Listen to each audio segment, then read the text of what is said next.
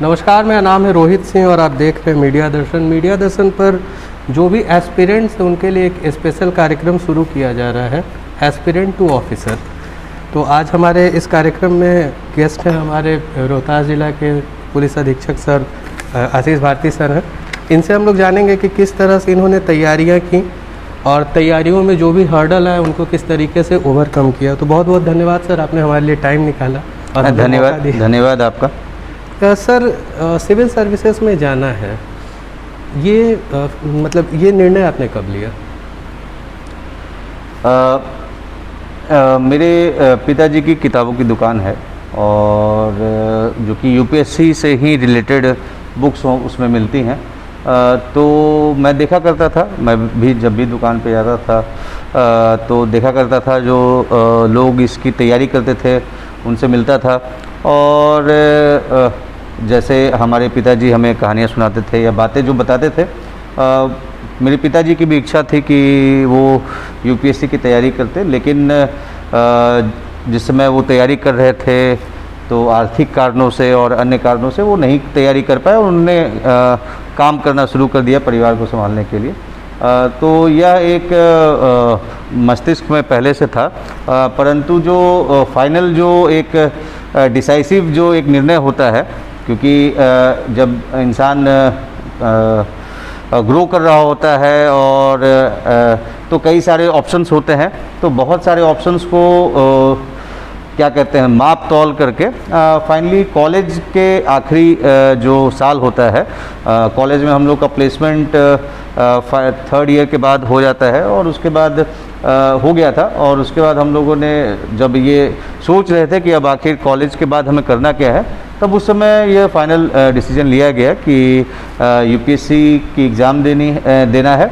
और ये हमेशा से मेरा इंक्लिनेशन रहा था कि मैं चाहता था कि मैं कोई ऐसा कार्य कर सकूं जिसमें जो यहाँ के लोग हैं उनसे मेरी डायरेक्ट जिसमें कांटेक्ट हो, जिनसे मैं डायरेक्ट टच में रह सकूं और जो उनको जो भी संभव मदद है मैं उनको कर सकूं। तो इसके लिए मुझे यूपीएससी एक बेस्ट ऑप्शन लगा। सर, जो आपका तैयारी का फेज़ था, जैसे बचपन से बहुत लोगों का ड्रीम होता है कि मुझे आईएएस बनना है, आईपीएस बनना है, लेकिन उन्हें पता नहीं होता है कि तैयारियां कैसे करनी है और कहां से शुरुआत करनी है। तो उन बच्चों को आप किस तरीके से गाइड करेंगे कि कौन से बुक रेलेवेंट है और किस तरीके से तैयारी को शुरू किया जाए? देखिए, यूपीएससी की तैयारी को लेकर के दोनों चीज़ें सत्य हैं। एक यह कि जानकारी नहीं होती कि क्या पढ़ना है, कहाँ से पढ़ना है। दूसरी ये कि इतनी ज़्यादा चीज़ें पढ़ने को होती है कि इंसान कंफ्यूज हो जाता है। तो कोई भी एस्पिरेंट्स जो होता है उनको मेरा सबसे पहले ये सुझाव होता है कि आप सबसे पहले पास्ट ईयर के क्वेश्चन पेपर्स यूपीएससी के देखें।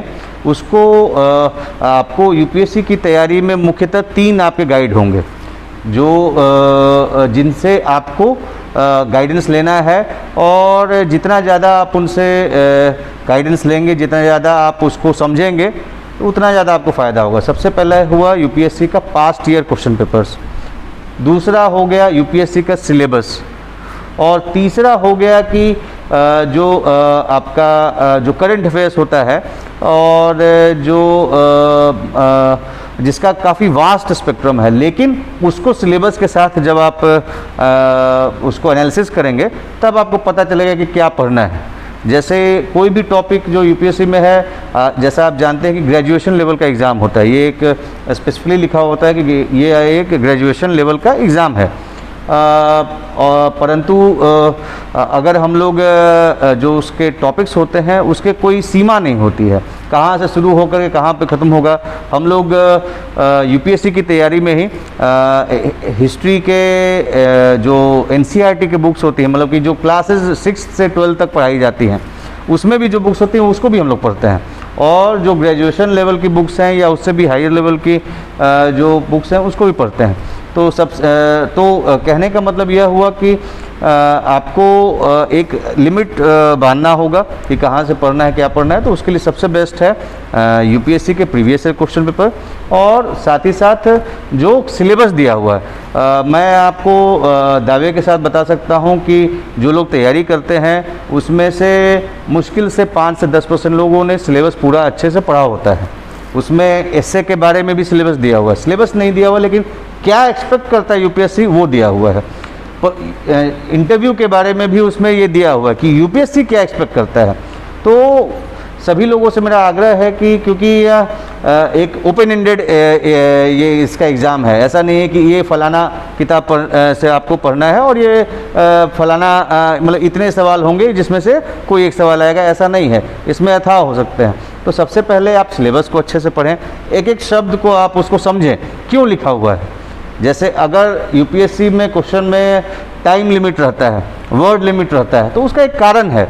अगर आप वो टाइम लिमिट और वर्ड लिमिट नहीं आप अडेयर करेंगे तो शायद आप यूपीएससी का जो मतलब सभी क्वेश्चंस को अच्छे तरीके से नहीं अटेम्प्ट कर पाएंगे। हो सकता है आप एक क्वेश्चन के बारे में बहुत जानते हो, लेकिन अगर आपने उसमें टाइम लिमिट और वर्ड लिमिट को नहीं अडेयर किया तो आप हो सकता है वो क्वेश्चन का आंसर आप बहुत अच्छा लिख पाएंगे लेकिन बाकी अन्य क्वेश्चंस के आंसर आप नहीं दे पाएंगे। तो सबसे पहली बात है कि आपको प्रीवियस ईयर क्वेश्चन पेपर्स देखना है और सिलेबस देखना है। ये दो चीज़ें जब आप देखेंगे और उसको करंट अफेयर्स के साथ रिलेट करेंगे, जैसे कि अभी आपको कई राज्यों में इलेक्शंस हुए हैं और साथ ही साथ अन्य भी कई सारी चीज़ें हुई हैं। तो आप देखेंगे कि पॉलिटी में बहुत सारे सब्जेक्ट्स हैं, बहुत सारे टॉपिक्स हैं, पॉलिटी के में बहुत सारे टॉपिक्स हैं। लेकिन अगर कहीं पे कोई ऐसा राज्य है जहाँ पे इलेक्शंस हुए हैं और कुछ इस प्रकार की कुछ इम्पॉर्टेंट चीज़ें हुई हों, या फिर कोई ऐसा राज्य है जिसमें एक जो ऑनरेबल गवर्नर का जो रोल होता है वो एक अलग तरीके से आया है, एक नए तरीके से आया है, तो ये आप मान सकते हैं कि उस साल शायद जो गवर्नर के रोल्स, रिस्पॉन्सिबिलिटीज़ या उनसे रिलेट करके कोई सवाल यूपीएससी में पूछा जा सकता है। तो हो सकता है कि 50 टॉपिक हो पॉलिटी में, लेकिन क्योंकि करंट अफेयर से रिलेटेड उसमें कई सारी नई सारी चीज़ें आई हैं, तो आपको उन टॉपिक्स पे विशेष ध्यान देना है और उसको जो करंट अफेयर्स है उससे रिलेट करना है। अभी सर आपने बताया कि 6 क्लास से लेकर 12th क्लास के जो एनसीईआरटी की किताब है वो आप लोगों को पढ़ना होता है। तो जो भी स्टूडेंट अपने स्कूल टाइम से ही ऐसा ड्रीम लेकर चल रहे हैं कि हमें आगे चल के यूपीएससी करना है, तो वो एनसीईआरटी किताबों का मतलब जो पढ़ाई है वो अच्छे तरीके से करें तो उनके लिए बेनिफिशियल होगा। लेकिन एक सर न्यूज़पेपर भी होता है कि न्यूज़पेपर बहुत ज़्यादा इंपॉर्टेंट है, लेकिन पता नहीं होता है बच्चों को कि न्यूज़पेपर का कौन सा सेक्शन पढ़ना है। तो न्यूज़पेपर का हैबिट तो हो जाता है, लेकिन कौन कौन सा सेक्शन टच करना है ये नहीं पता चल पाता है। तो इस पर थोड़ा उन लोग को गाइड कर दिया जाए सर। देखिए, इसमें इस सवाल का भी जो उत्तर है वो आपके पिछले सवाल के जवाब से जुड़ा हुआ है। न्यूज़पेपर में भी आपको वही पढ़ना है जो कि जिस प्रकार के सवाल आ रहे हैं या जो आपके सिलेबस से रिलेटेड है। जैसे अगर आप करंट अफेयर्स का सिलेबस जीएस का सिलेबस जब आप देखते हैं तो उसमें कई सारे टॉपिक्स हैं, अलग अलग 4 पेपर होते हैं जीएस के, जिसमें एक पेपर तो इथिक्स से रिलेटेड है, तो उसका बहुत ज़्यादा करंट अफेयर्स से रिलेशन नहीं रहता है, लेकिन बाकी के जो 3 पेपर्स हैं उसमें आपको करंट अफेयर्स से सारे रिलेटेड चीज़ें रहती हैं। तो उसमें आप 3 पेपर्स हैं, उसमें हर एक पेपर में लगभग 50 से ज़्यादा टॉपिक्स होंगे। तो उन सभी टॉपिक्स को आपको ध्यान रहना चाहिए और उन टॉपिक्स से रिलेटेड जो चीज़ें हैं उसको आपको ध्यान देना चाहिए कि अगर फूड सिक्योरिटी, जैसे फूड सिक्योरिटी एक टॉपिक है, तो फूड सिक्योरिटी से रिलेटेड अगर कोई न्यूज़ है आपका आया हुआ तो उसको आपको पढ़ना है। उसी तरीके से उसमें और भी बहुत सारी चीज़ें दी हुई हैं जो सिलेबस है, तो उसको सबसे पहली बात है सिलेबस को आप देखें और सिलेबस से जो रिलेटेड है आपका जो करंट अफेयर्स की चीज़ें उनको पढ़ें। दूसरी चीज़ है कि एडिटोरियल पढ़ना मस्ट है।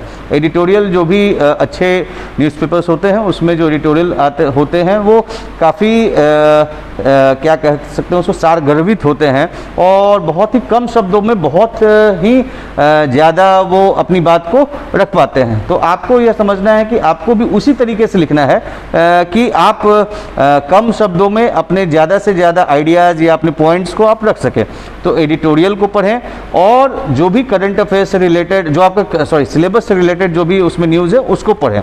और आप ये ध्यान रखें, अब जैसे स्पोर्ट्स सेक्शन है वो उससे ज़्यादा बहुत ज़्यादा सवाल नहीं आते, बहुत ज़्यादा हो सकता है आपको प्रीलिम्स में आ सकता है। इकॉनमी है तो इकॉनमी क्यों आप देखेंगे सिलेबस में इकॉनमी है, इकॉनमी से रिलेटेड बहुत सारी चीज़ें हैं।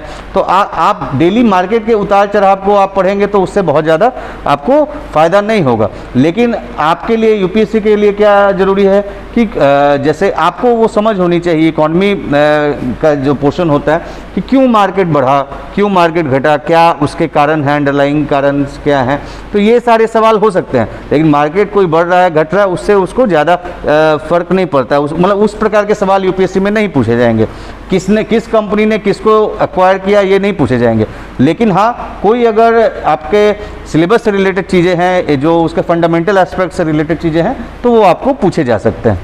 और मेरा यह साथ में यह करना होगा कि सिर्फ न्यूज़पेपर्स को पढ़ना ही नहीं है, न्यूज़पेपर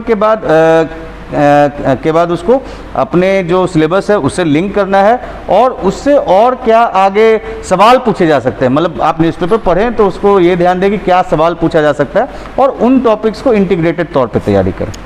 कोचिंग कितना इम्पोर्टेंट है सर? क्या बिना कोचिंग के भी तैयारी की जा सकती है? देखिए, बिना कोचिंग के तैयारी की जा सकती है, बिल्कुल की जा सकती है। और लेकिन यह भी है कि हम लोग देखते हैं कि जो अधिकतर जो लोग रहते हैं उन्होंने किसी न किसी प्रकार से कोचिंग ज़रूर लिया हुआ होता है। मैंने भी कोचिंग लिया था और कोचिंग का फ़ायदा यह है, देखिए कि ये आपको एक कम समय में आपको एक सही दिशा के तरफ ले जा सकता है। मेहनत आपको स्वयं करना है, लेकिन क्योंकि इसका एक सिलेबस जो है वो बहुत ही ओपन है और काफ़ी बार लोग नया सब्जेक्ट लेते हैं, जो उन्होंने ग्रेजुएशन में पढ़ा होता वो नहीं, कोई एक नया सब्जेक्ट लेते हैं, तो उनके पास ज़्यादा समय होता नहीं है, क्योंकि लगभग पूरे ग्रेजुएशन का सिलेबस उनको 4 से 5 महीने में कवर करना होता है। तो कम समय में सही दिशा में जाने के लिए कोचिंग आपको एक बेस बना सकता है, लेकिन उसके बाद आपको ही उसमें निर्णय लेना, मतलब आपके मेहनत से ही डिसाइड होगा कि आप उसका कितना फ़ायदा उठा सकते हैं और उसका कितना सदुपयोग कर सकते हैं। साथ ही साथ कोचिंग का सिर्फ एक उसके लिए फ़ायदा नहीं होता कि एग्ज़ाम्स के कंटेंट के लिए, बल्कि कई बार होता है कि एक अच्छा आपका ग्रुप बनता है, स्टडी ग्रुप बनता है, और साथ ही साथ आप एक कॉम्पिटिटिव इन्वायरमेंट में रहते हैं। तो ये 2-3 चीज़ें हुई, लेकिन आजकल ऑनलाइन कोचिंग्स भी उपलब्ध हैं और जिसके माध्यम से कोई व्यक्ति अगर कहीं भी किसी भी कोने में है तो वो उसका उपयोग करके आप देख सकते हैं कि आप बाकी जो कंपटीशन की तैयारी कर रहे हैं उनके मुकाबले आप कहाँ पे हैं। तो उसका एक फ़ायदा है, लेकिन बिना कोचिंग भी लोग निकाल सकते हैं और लोग निकालते भी हैं। वो पर्सन टू पर्सन डिपेंड करता है, उनके सिचुएशन पर डिपेंड करता है। कोचिंग के साथ या कोचिंग के बिना एक कंसिस्टेंट प्रिपरेशन की ज़रूरत है, कंसिस्टेंसी चाहिए।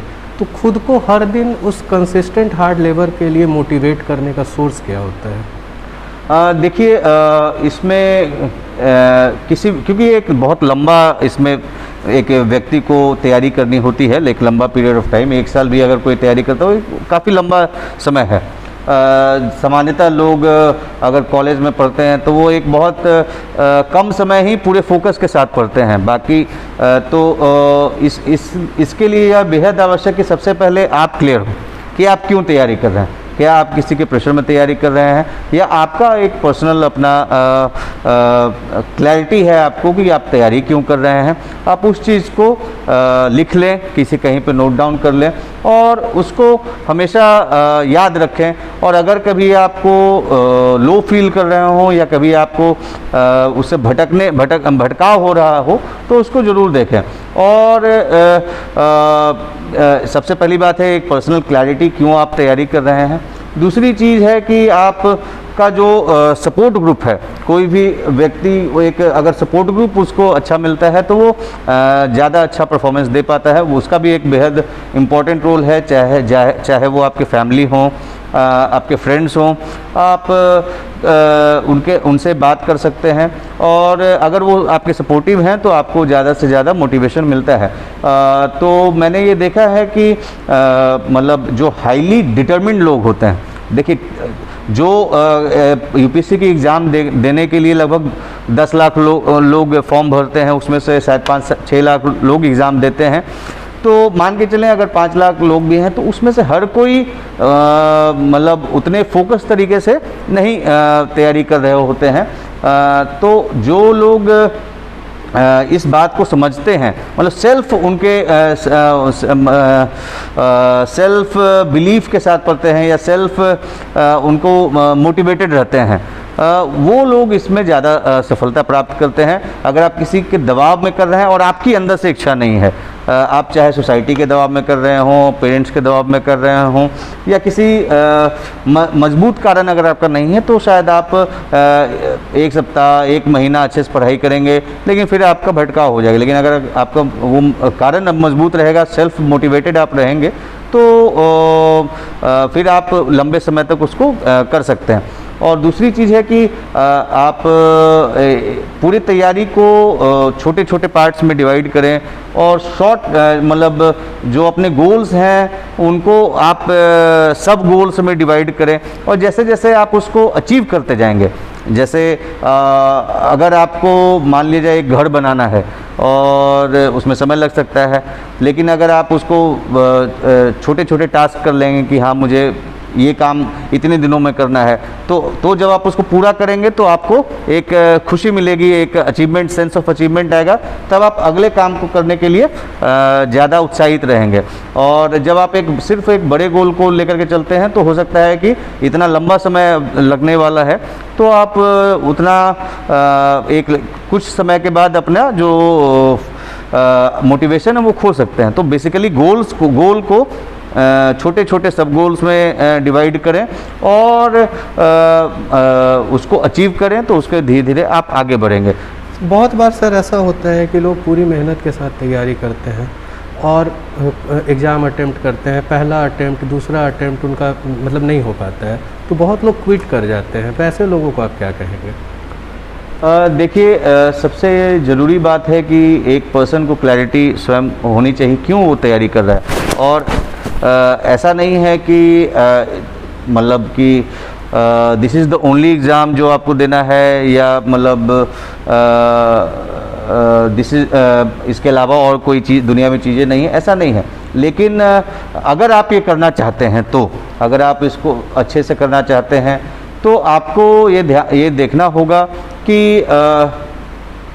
ये रास्ता ज़रूर लंबा है, लेकिन अगर आप मेहनत करेंगे और डायरेक्शन सही रखेंगे, तो कई बार होता है कि हम लोगों ने ये देखा है कि लोग बार बार वही सेम गलती करते रहते हैं। तो अगर आप बार बार सेम गलती करेंगे, तो आप 2 बार क्या, अगर आप 20 बार भी देंगे तो शायद आपको सफलता नहीं मिलेगी।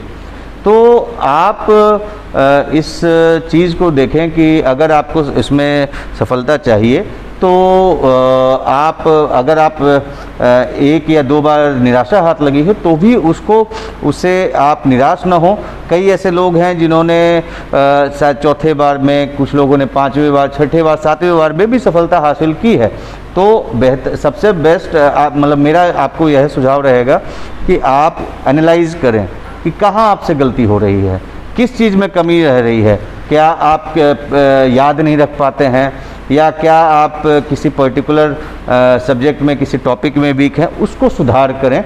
और जब आप उसको सुधार करेंगे तो निसंदेह आपको उसमें सफलता मिलेगी। और हमेशा इस बात को ध्यान रखना है कि आपने तैयारी शुरू क्यों की थी। अगर आप ये बात को ध्यान रखेंगे, तो शायद आप जब भी आप तैयारी छोड़ने की बात सोचेंगे, मस्तिष्क में आएगा, तब आप ज़रूर इस बात को ध्यान में रखें कि आपने तैयारी जिस कारण से भी शुरू की थी, उसको अगर वो मजबूत कारण है, अगर आप उसके लिए डिटर्मिन्ड हैं, तो आप पुनः फिर से तैयारी करना शुरू कर देंगे। सर, अभी आपने बहुत सारे चीज़ों पे गाइड किया, बताया कि क्या करना चाहिए, लेकिन क्या करना है इसके साथ साथ इन चीज़ों पर भी ध्यान देना होता है कि क्या नहीं करना चाहिए। तो वो कौन कौन सी चीज़ें हैं जिससे एस्पिरेंट मिसगाइड हो जाते हैं, और उनको उस मिसगाइडेंस को किस तरीके से ओवरकम किया जा सकता है? इसमें काफ़ी अच्छा सवाल है ये, क्योंकि क्या नहीं करना है ये भी बेहद ज़रूरी है। और जैसे आप मिस गाइडेंस की जो आप बात करते हैं, तो कई लोगों के पास जैसे सफल लोगों को ही पता है कि उन्होंने क्या किया है और उन्होंने क्या करके सफलता हासिल की है, परंतु जब आप हर किसी का एक्सेस नहीं होता है कि वो सफल लोगों के साथ उनसे बातें शेयर कर सके या उनसे जान सकें कि क्या तरीका है।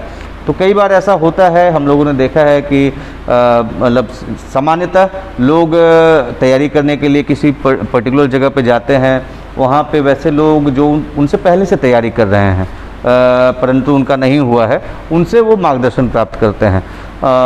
तो ऐसा नहीं है कि सारी बातें जो बताएंगे वो सही नहीं होगी, लेकिन ऐसा भी हो सकता है कि वो आपको जो बताएंगे और आप अगर उसको एनालाइज नहीं करें, आप उसको मान लें, तो कहीं ना कहीं वो सफलता की तरफ नहीं ले जा करके आपको सफल होने से वंचित भी कर सकता है। तो एक चीज़ है कि लोगों को जानकारी का अभाव रहता है।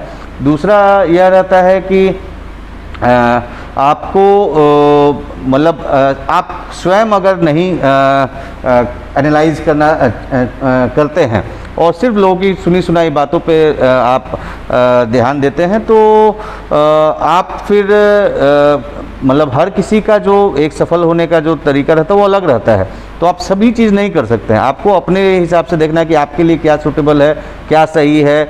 कई बार ऐसा भी होता है कि लोग सफल लोग भी कई बार ऐसी बातें बताती हैं कि जो कि शायद वो खुद भी नहीं फॉलो किए हों।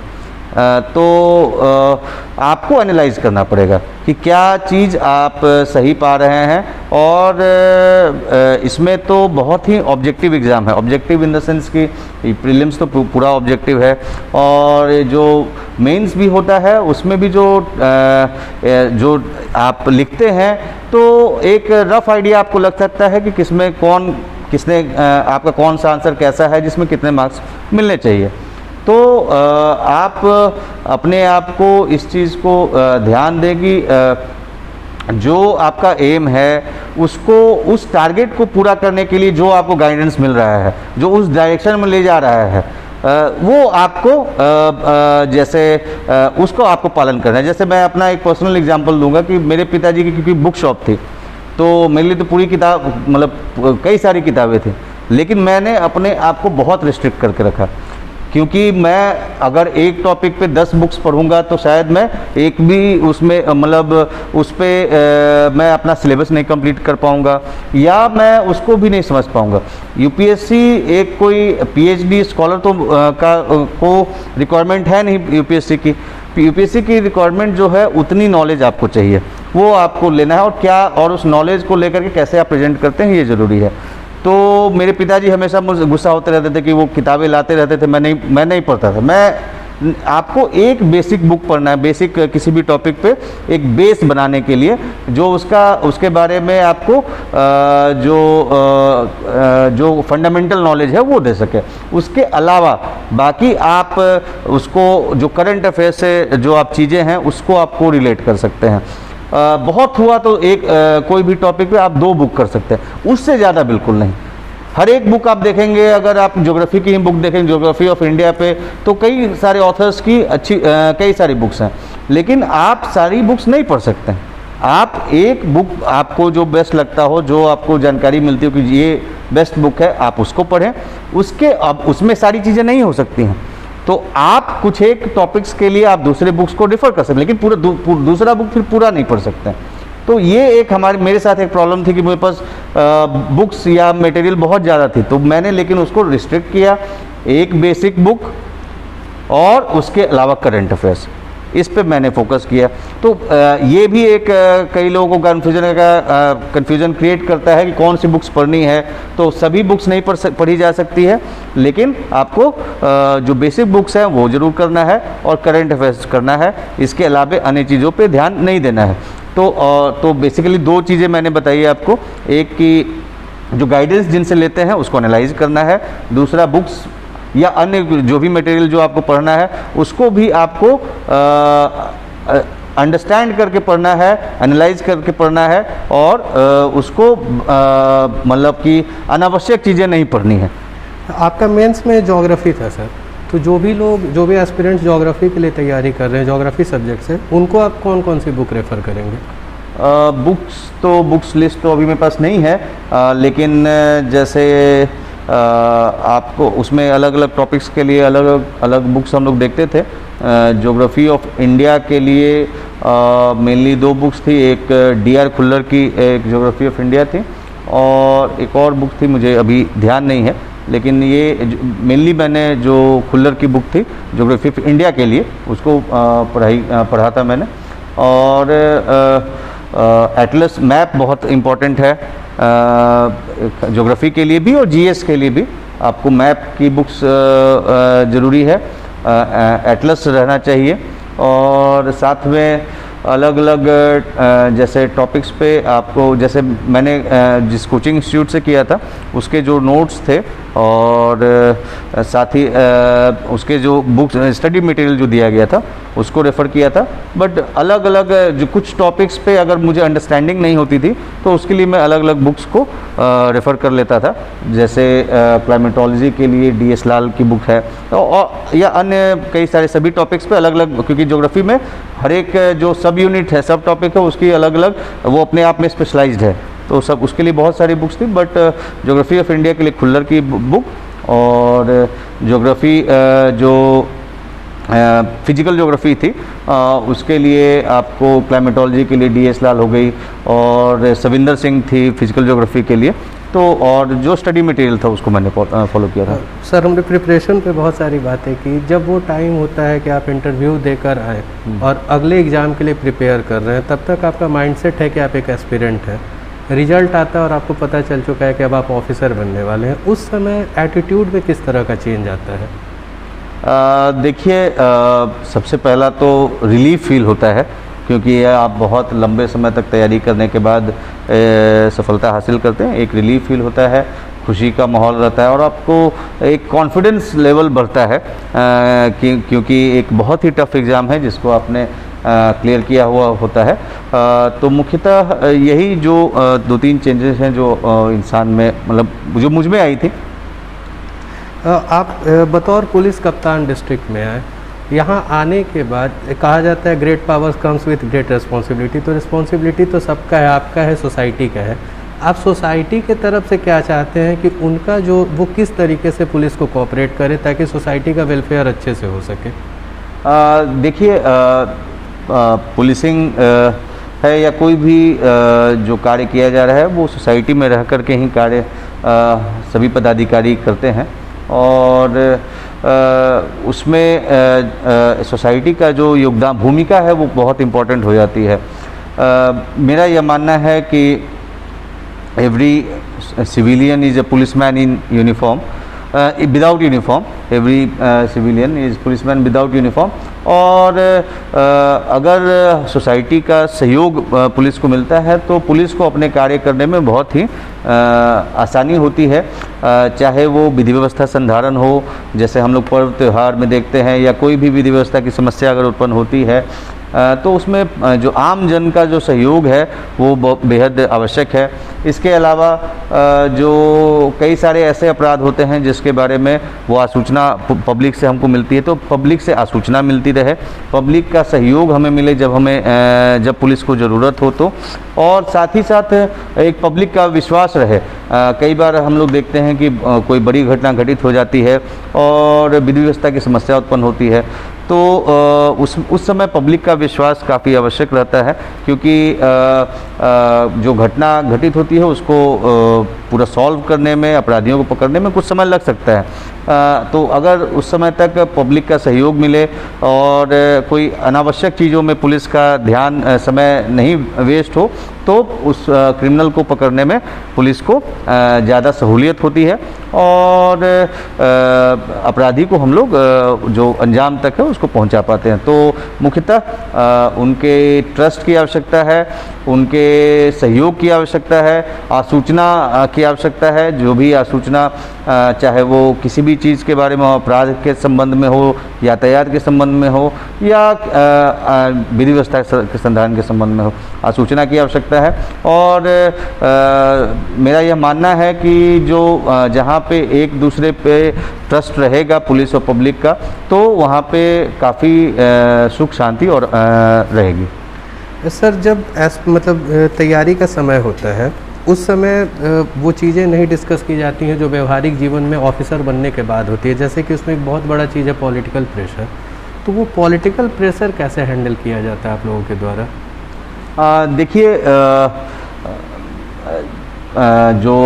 जो हम लोग कार्य करते हैं तो उसमें जो पॉलिटिशियंस होते हैं या फिर जो पॉलिटिकल लीडर्स या रिप्रेजेंटेटिव्स होते हैं, उनका भी एक बेहद ही इम्पोर्टेंट रोल है। और ये आपको समझना है कि आप क्या करने को तैयार हैं, क्या करना चाहते हैं, क्या नहीं करना चाहते हैं। और मेरी मतलब मेरा जो सजेशन है या मेरा जो जिसको मैं पालन करता हूँ कि आपको बातें सबकी सुननी चाहिए और पूरे आदर के साथ और जो शिष्टाचार के साथ उनकी सुननी चाहिए। करना वो चाहिए जो सही हो। अगर आप इस चीज़ को अगर आप पालन करेंगे तो यकीन मानिए लोग प्रयास कर सकते हैं आप पे ये प्रेशर डालने की, या वो अपनी बात कह सकते हैं कि ये सही है ये गलत है। लेकिन अगर आप सही चीज़ ही करेंगे तो सभी को ये बात समझ में आती है कि क्या सही है, क्या होने लायक काम है, और वो फिर आपके ऊपर कभी भी ना आप किसी का प्रेशर फील करेंगे ना कोई आपके ऊपर कोई प्रेशर डाल सकता है अगर आपने ये दो चीज़ें की तो। काम से संबंधित और तैयारी से संबंधित तो आपने बहुत सारी चीज़ें बताई सर। व्यक्तिगत जीवन और प्रशासनिक जीवन के बीच में संतुलन कैसे बना पाते हैं?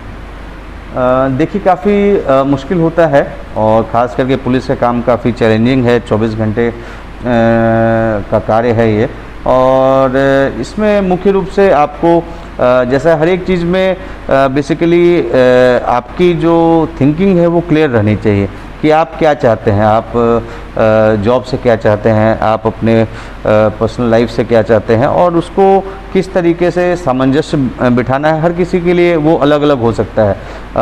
तो बेस्ट यही है कि आप अपने कार्य को ईमानदारी से करें, और जब आप कार्य कर रहे हैं तो पूरे फोकस के साथ करें, और साथ में पर्सनल लाइफ के लिए समय ज़रूर निकालें। जो समय मिलता है उसको अपने फैमिली के साथ दें। तो मुझे लगता है कि फिर एक सामंजस्य बिठाना वो आसान रहेगा।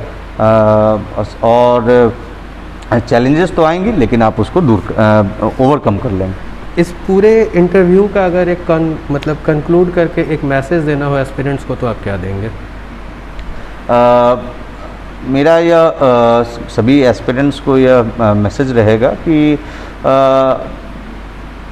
टैलेंट सभी में होता है, और लेकिन टैलेंट ही सब कुछ नहीं होता है। टैलेंट के साथ आपका जो एक डिटर्मिनेशन होता है, डेडिकेशन होता है, dedication is the right word, वो बेहद आवश्यक है। और अलॉन्ग विद दैट गाइडेंस जो कि सही डायरेक्शन में आपको ले जा सके। अगर ये तीन चीज़ें आपके पास हैं तो मुझे लगता है कि आपको सफलता से कोई रोक नहीं सकता है। और सभी लोगों से मेरा निवेदन है कि इस बात को ज़रूर ध्यान दे लेंगे कि जब तक तोड़ेंगे नहीं तब तक छोड़ेंगे नहीं। धन्यवाद।